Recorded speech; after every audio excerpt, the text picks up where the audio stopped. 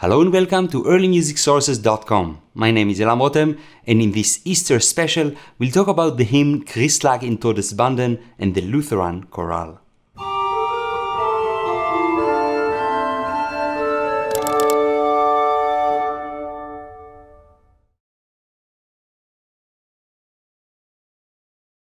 In many past episodes, we showed how simple musical material can become very beautiful music in the hands of great composers.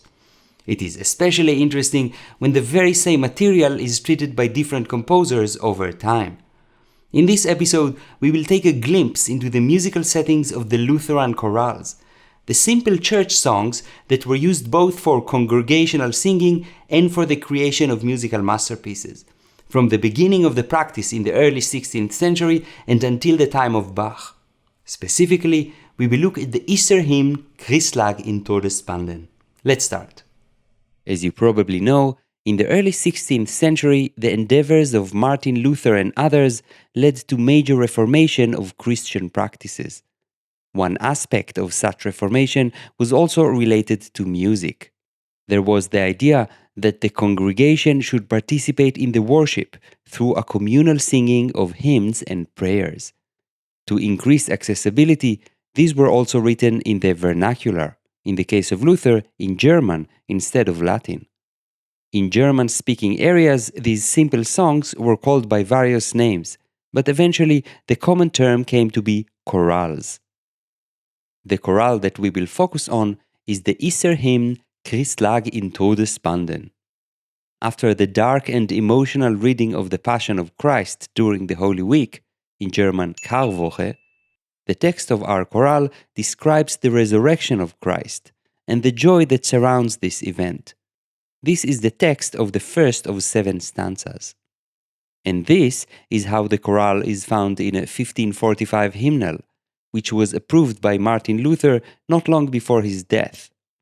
As you see, it is monophonic, just one part, and written in a tenor clef. Let's sing its first verse.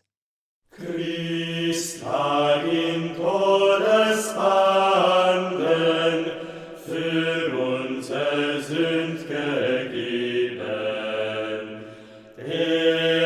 Ist wiedererstanden und hat uns bracht das Leben.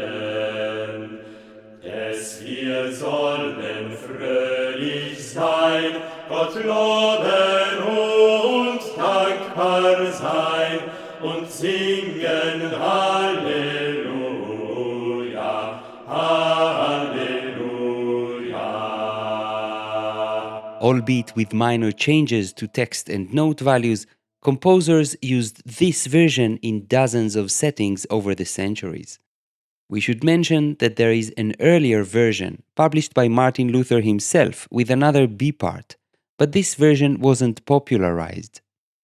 We should also note that in the title of this chorale, Luther indicated that it was an improved version of an older Easter hymn, Christ ist erstanden, which is in itself a German version of an even older Easter hymn in Latin, Victimae Paschali Laudes.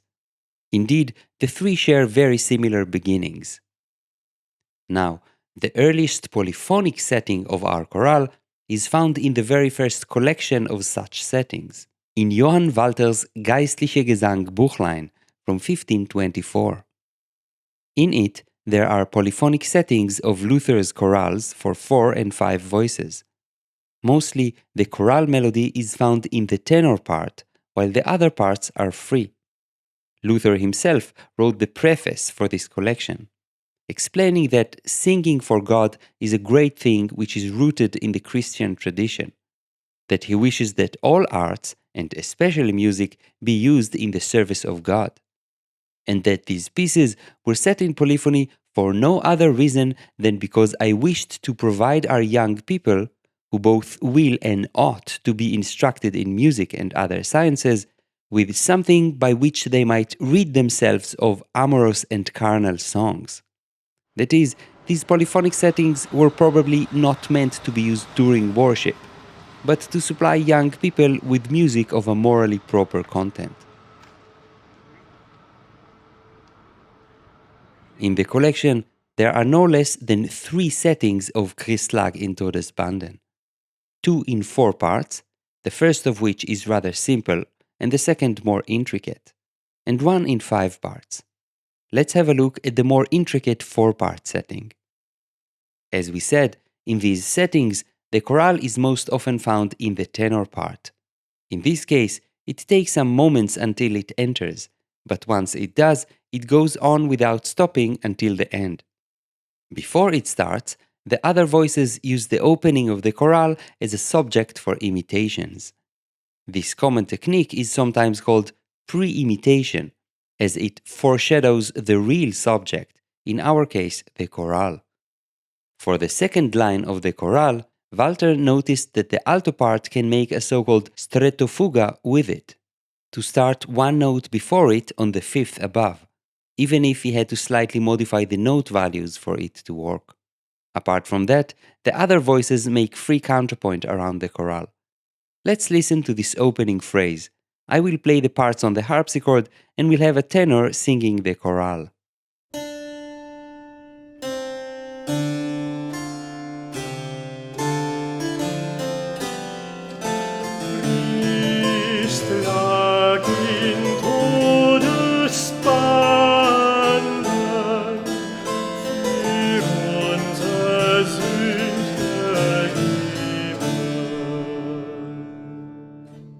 Jumping over the repeat, we see that Walter utilized the fact that this part of the chorale can be imitated in stretofuga at the fifth above, this time without changing any note values. Apart from the third leap at und singen, which is shortly imitated by the soprano, the rest is just free counterpoint around the chorale. Let's listen to this part.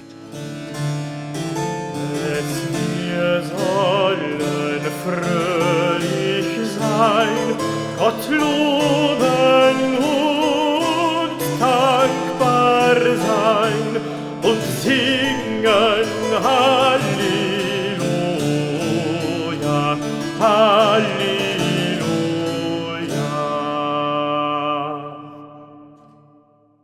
In his 5-part setting, Walter took the idea of stretofuga even further, where he constantly imitated the chorale of the tenor in the alto part.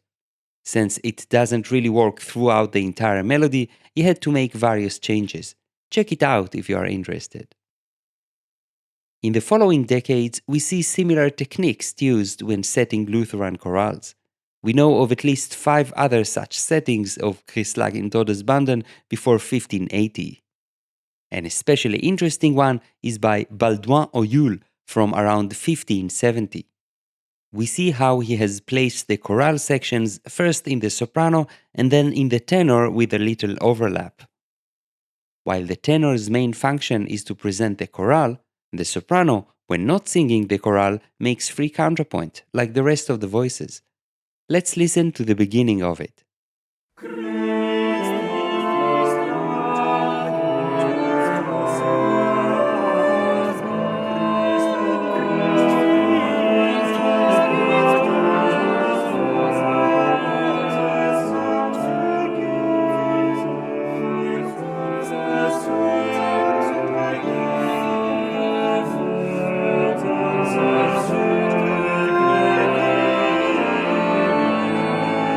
You might have noticed that in this version, our chorale got modified by employing musica ficta, by adding some sharps. It is tempting to assume that the use of musica ficta is related to having more advanced harmony, perhaps getting closer to what we call functional harmony. But the fact is that from this point on, it is common to find versions with different constellations of sharps, even at times not having any. For example, a century and a half later, in a setting by Georg Philipp Telemann, whom we normally presume to be using more relatable Baroque harmony, there are no sharps whatsoever added to the chorale.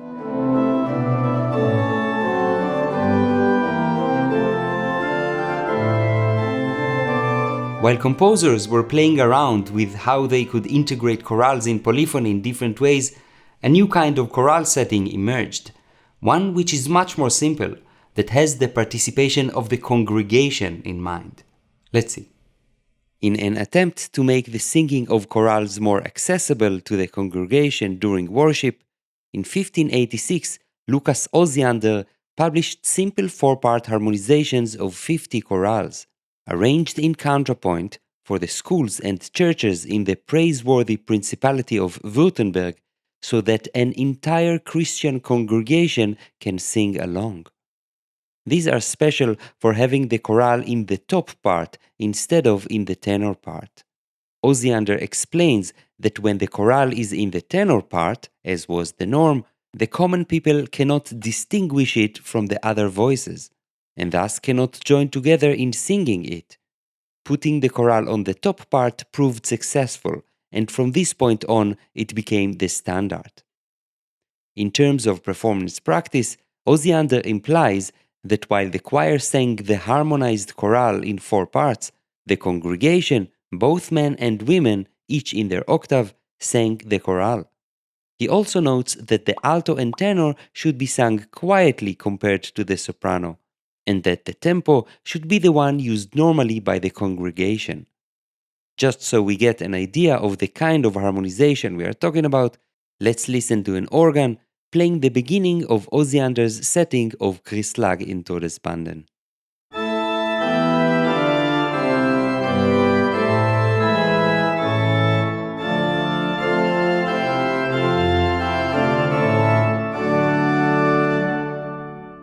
Osiander also makes some interesting comments about the counterpoint of his settings. Having only four voices and having the cadential components proceed according to the rule, on the final note of a cadence, one ends up with three voices that are taking the same note, even if in different octaves. For Osiander, this was a pity. He noted that he prefers to go against the rules and make the cantizans descend instead of ascend in order to allow a fuller harmony on this final chord. Similarly, in other situations, he prefers to make the tenorizans ascend and take the third instead of descending, and by doing so, allowing a more full harmony. This kind of voice leading became common in such simple four-part settings, sometimes called Cantionalsatz.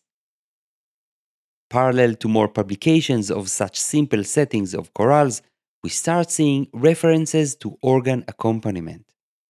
For example, in this 1598 manuscript with organ tablature, many settings of Lutheran chorales are included, which seem very likely to have been used as accompaniment of the congregation during worship. Let's listen to a bit from the setting of Christlag in Todesbanden.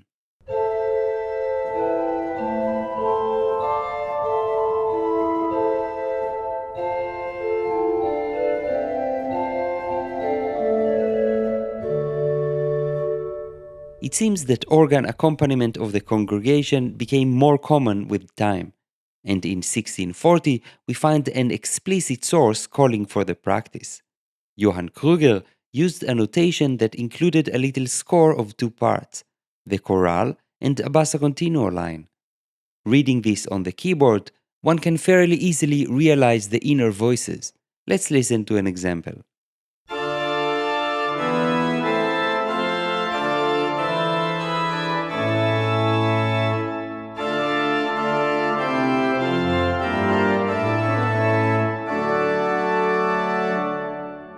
Notice that all the versions we saw until now had different harmonizations. In fact, while there are some similarities here and there, each version is different. As long as the chorale is on top, musicians have a lot of freedom in how to harmonize it according to their taste. Almost 100 years after the period we are now discussing, the famous Johann Sebastian Bach, continuing this tradition, made at least 3 different such homophonic harmonizations for our chorale. Now, the fact that there were simpler chorale settings didn't stop composers from writing more elaborate ones.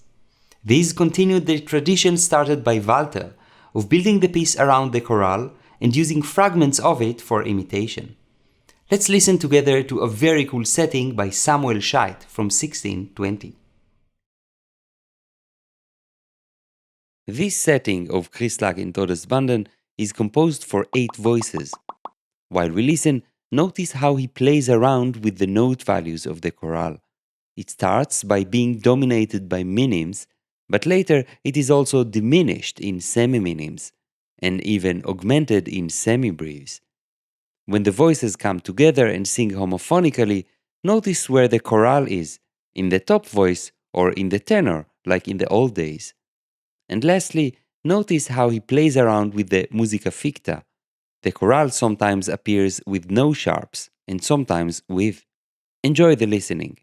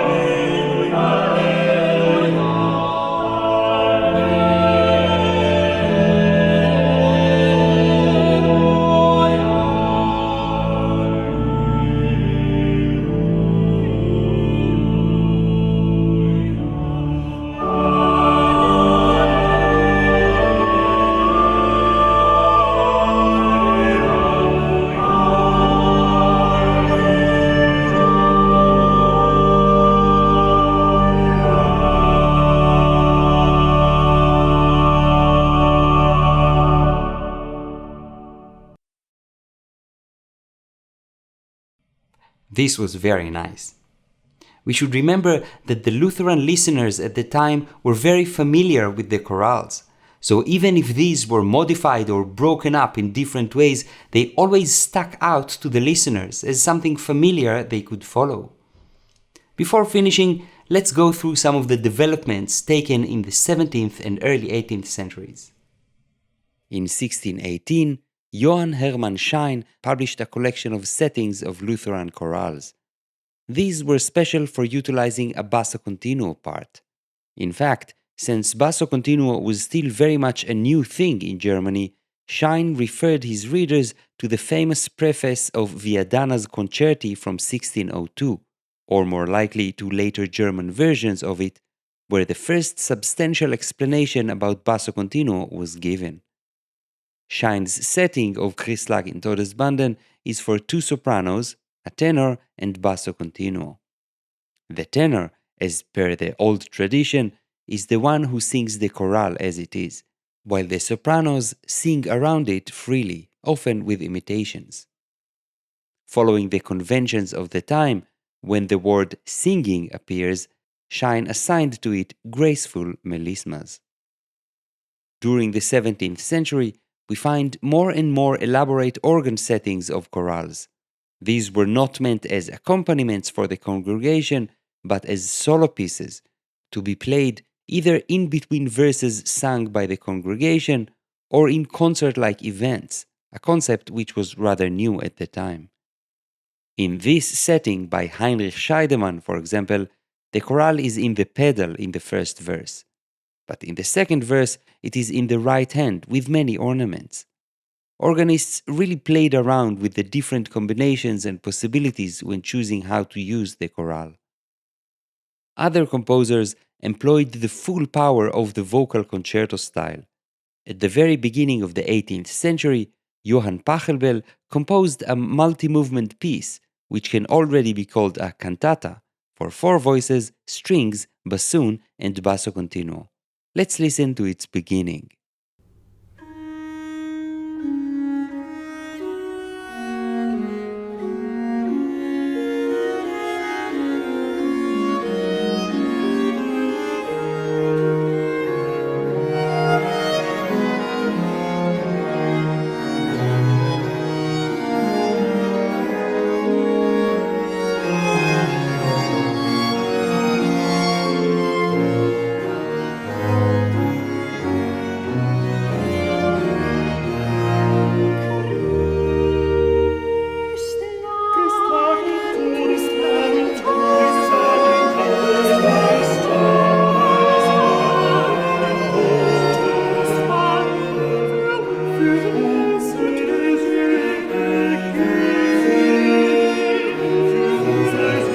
I find it very interesting that despite using the harmonic language of the High Baroque, it is pretty similar in essence to Walter's setting from almost 2 centuries before.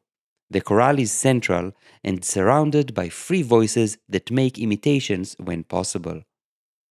From this to the famous cantata number 4 by Bach, which is based on this chorale, the path is very short.